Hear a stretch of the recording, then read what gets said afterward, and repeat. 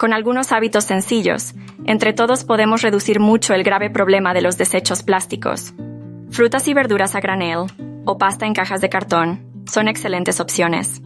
Utilizar contenedores de vidrio o acero inoxidable para tus alimentos reduce significativamente tu consumo de plástico.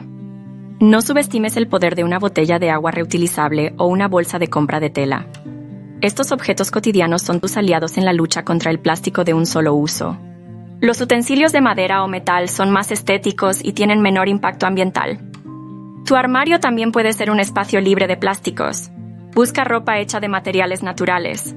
Piensa que las fibras sintéticas liberan microplásticos en cada lavado. Algunas ideas para el baño: champú en barra, cepillo de dientes de bambú, cosméticos con envases retornables o rellenables. Haz tus propios productos de limpieza con materiales naturales no contaminantes. Reducirás los envases y no contaminarás las aguas. Lleva contigo cubiertos de metal o bambú para tus comidas informales fuera de casa. También es una forma sencilla de concienciar a otras personas. Visita el blog de EcoChance para más ideas que te ayudarán a reducir tu impacto sin gastar más.